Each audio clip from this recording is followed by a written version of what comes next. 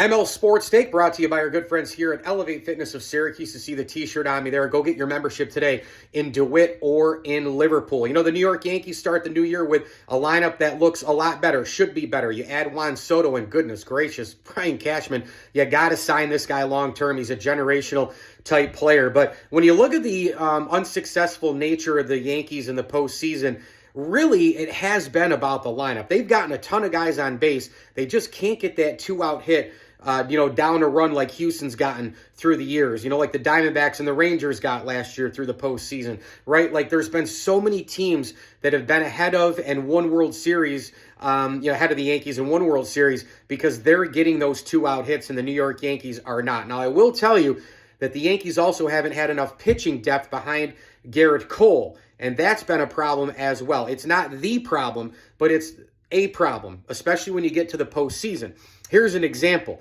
The Yankees come into every year with, one of the best bullpens, one of the best Well, this year that's not going to be the case because Michael King isn't there. But in a lot of years up to this one, it has been the case. But eventually, that bullpen wears out because your pitchers aren't going to go, in today's day and age especially, 7, 8 innings long, even 6 innings, right? With the likes of previous guys we've seen, the likes of Luis Severino, who's now a New York Met, and all the rest. You're not getting that length all year long. Then when you get into the postseason, by the time you're there, or at the end of a year, it might not even be a postseason team, your bullpen is burned out because they've been bailing out your starters from the 4th inning on over and over again. I mean, how many times could you run out a Michael King, right? So then if you do make the playoffs, how do you keep that together? How do you have a rotation that is prepared for the postseason along with your bullpen? You don't. It's flat out impossible. Basically, you have Gerrit Cole, who you're hoping to go 6 innings at least, and then from there, you're praying because the bullpen has already been maxed out for at least a month, month and a half,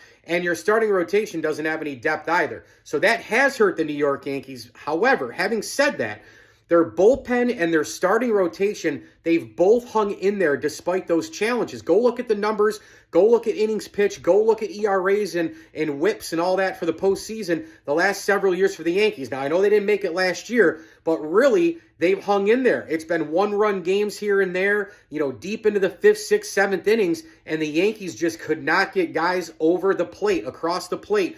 You look at, 2 for 23 in series and all that with guys left on base. You can't have that over and over and over again. To me, yes, starting rotation could be better and deeper. Bullpen could be better and deeper because it gets taxed too much because of that starting rotation. But in the postseason, the number one reason why the New York Yankees have failed, and frankly in the regular season as well, not getting them to the playoffs last year, it's been the lineup.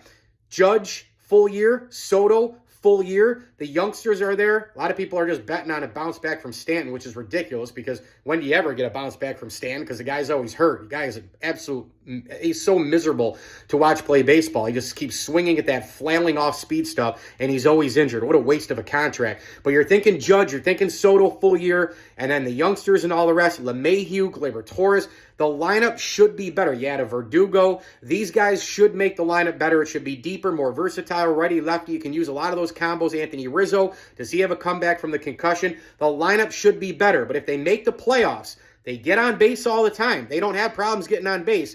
It's getting those hits.